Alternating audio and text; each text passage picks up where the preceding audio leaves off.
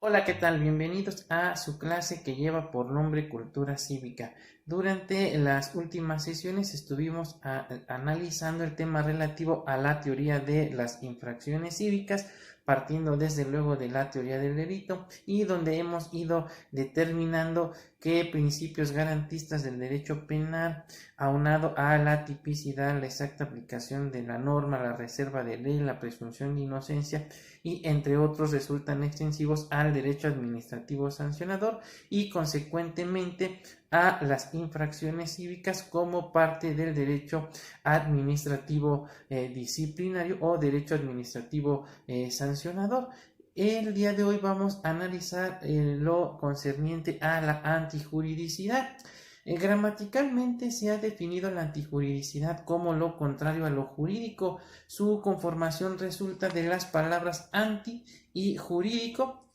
que se traduce como lo contrario a derecho. En ese orden de ideas, desde la formación y creación de las leyes existe la antijuridicidad, lo que trae como consecuencia que la misma no sea privativa del derecho penal, puesto que también existe la antijuridicidad en la materia civil y por supuesto en la materia administrativa, consecuentemente en materia de justicia cívica. Cuando se inicia una discusión por parte de los legisladores a efecto de determinar si ciertos acontecimientos sociales transgreden, afectan o lesionan los intereses de la colectividad, pues ya se está determinando desde un inicio entonces la antijuridicidad de los mismos. En materia penal se ha determinado que si concurren los elementos sustanciales y formales del delito, es decir, que si existe una conducta y que la misma a su vez es típica, resta todavía hacer una valoración de la misma. La primera valoración que se hace es de carácter objetivo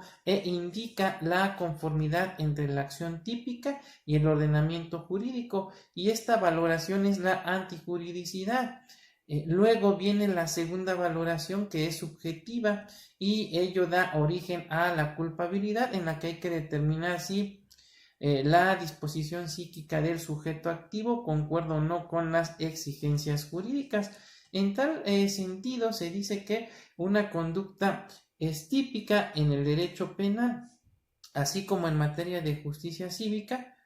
pero no es antijurídica cuando ésta se encuentra amparada en una causa de justificación, es decir, cuando existe una circunstancia que le da licitud a la conducta que ha desplegado el sujeto activo, ya sea del delito o de la presunta infracción. Así la antijuricidad se dice, se observa, en la antijuricidad se observa que el propio ordenamiento jurídico se vea en la necesidad de reconocer otros valores fundamentales para la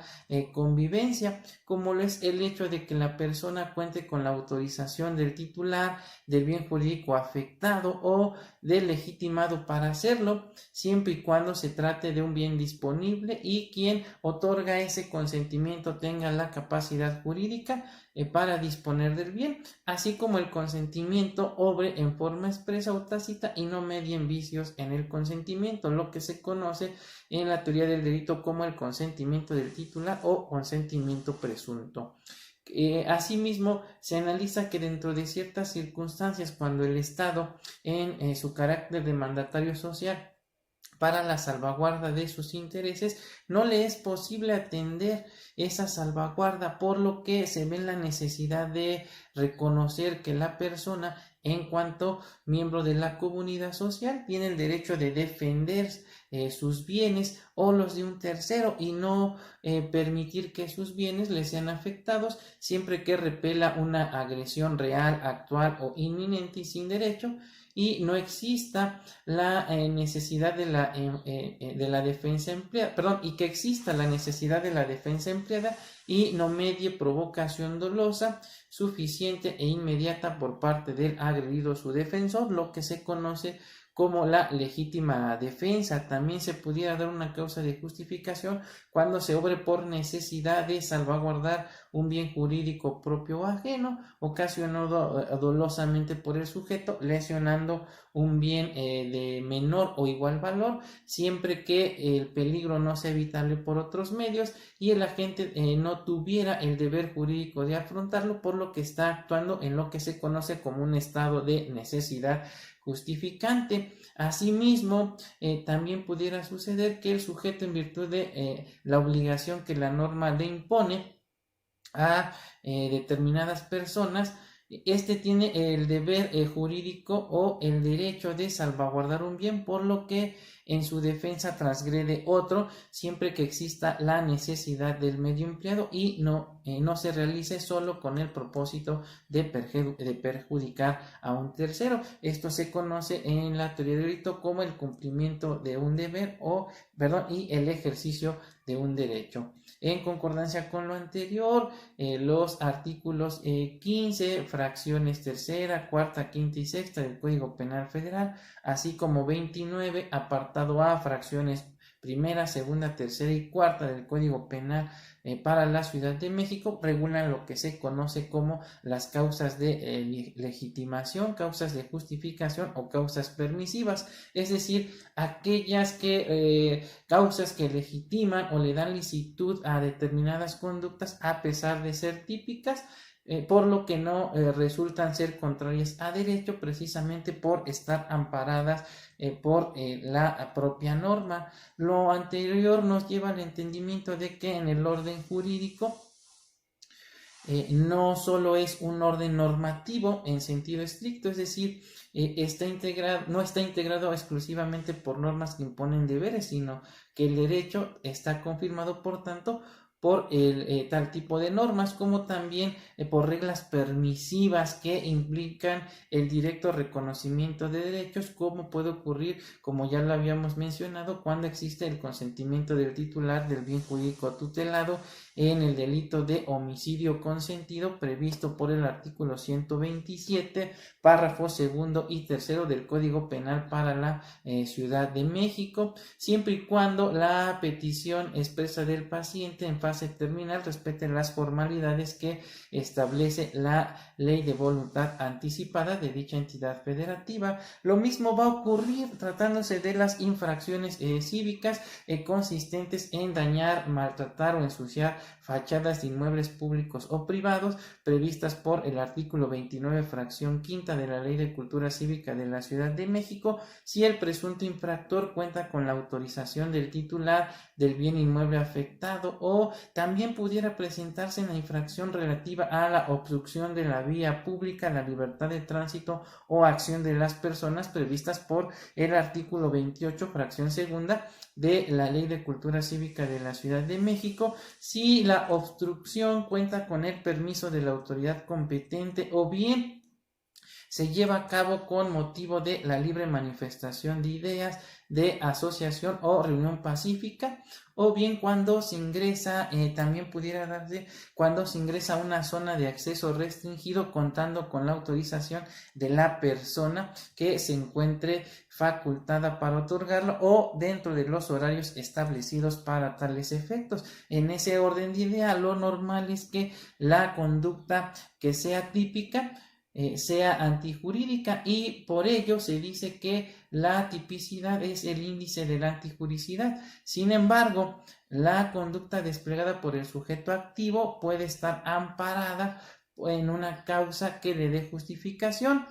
a dicha conducta y con ello se vuelve lícita. En tal sentido, tanto en el derecho penal como en el derecho administrativo sancionador están constituidos por un conjunto de reglas o normas que tienen por objeto asegurar una convivencia pacífica, tranquila y ordenada. En consecuencia, las normas penales, al igual que los ordenamientos en materia de justicia cívica, establecen los valores que hay que proteger y que son reconocidos como bienes jurídicos, es decir, para establecer si una conducta típica es contraria a derecho, es decir, si es injusta o no, es preciso de alguna manera